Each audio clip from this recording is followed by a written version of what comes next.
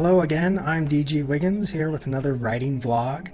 It is only August, but NaNoWriMo is 2 months out and I'm already making plans. So first off, let's talk about what is NaNoWriMo. NaNoWriMo stands for National Novel Writing Month.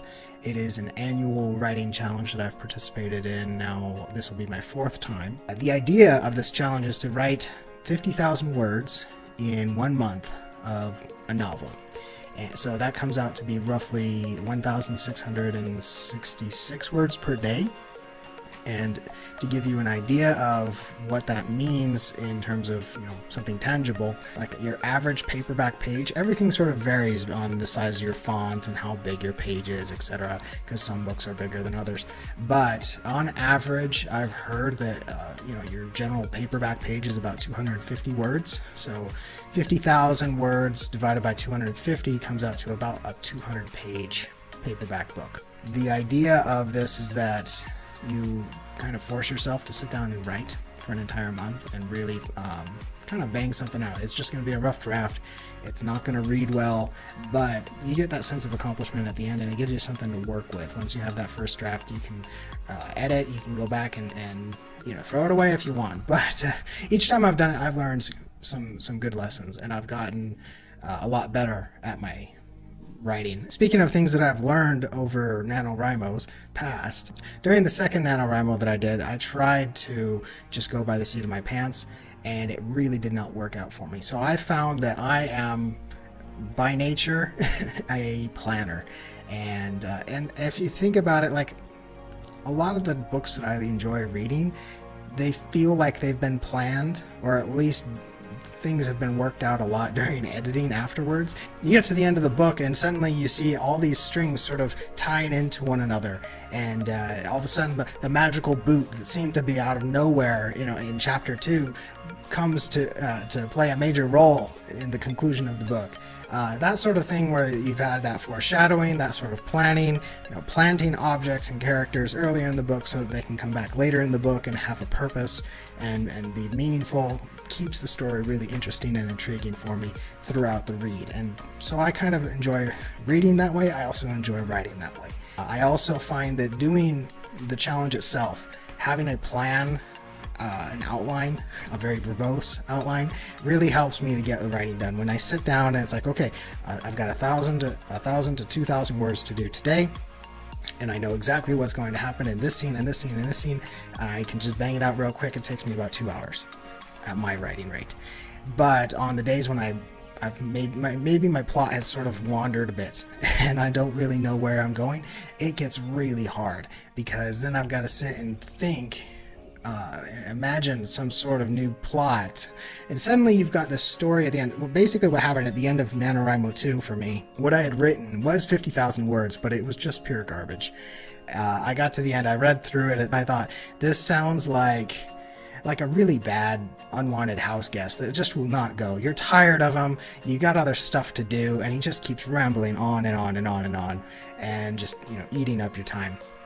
That's what that story was like. And so I don't want ever a repeat of that, because writing that was torturous. Reading it was even worse.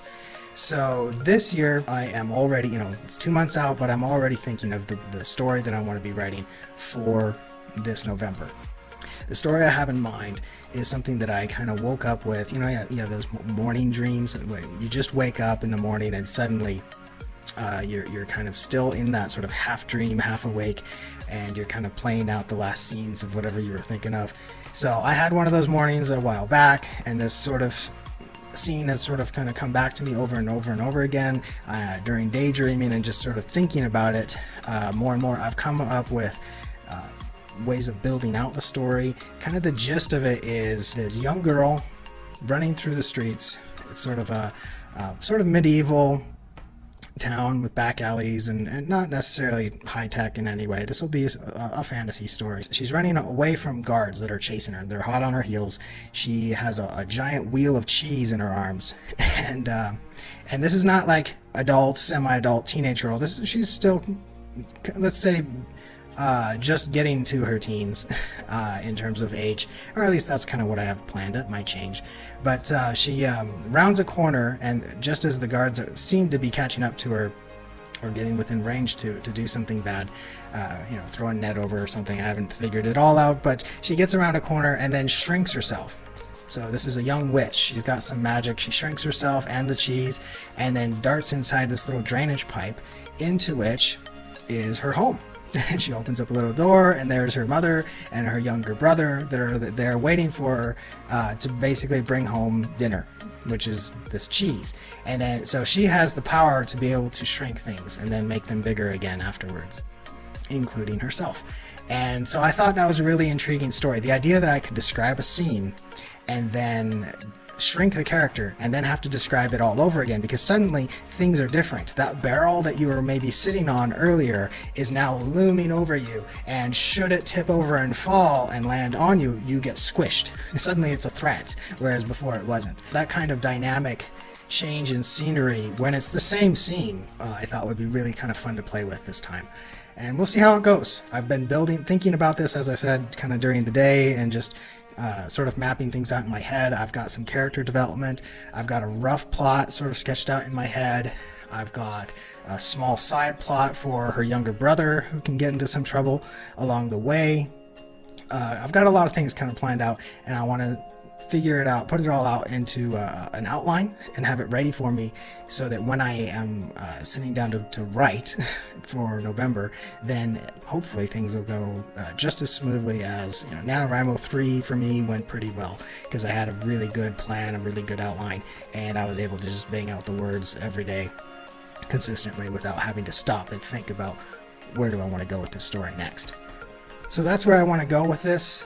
For this year, I'm going to do a follow-up video to this, and we'll see how it goes. I want to do a screencast of some mind mapping software. It's basically a big diagram tool, but this is something that I want to try out this year. I've tried different tools, different methodologies. I've done Snowflake, I've done just a word pad with bullet points. I've done a number of different things to try and structure an outline in advance, and this is something kind of new. One thing that I'm looking for in this tool that I'm going to try this year is how much can it force me to think through all the little plot holes. I mean, I've tried doing 3-act structure, I've tried doing different sort of hero's journey, different plots, and making sure that I hit all these different points, but it always seems like there's one hole somewhere in the middle there where midway through NaNoWriMo, mid-November, I find that one scene goes to the next scene and there's a big old hole, and I don't know how my characters get there.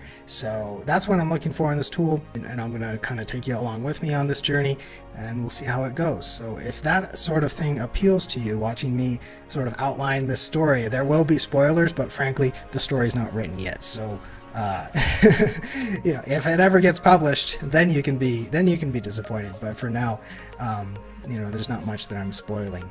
But anyway, if that sort of thing appeals to you, stay tuned, hit that subscribe button, feel free to like and share this video with friends, and I will see you next video when I start outlining.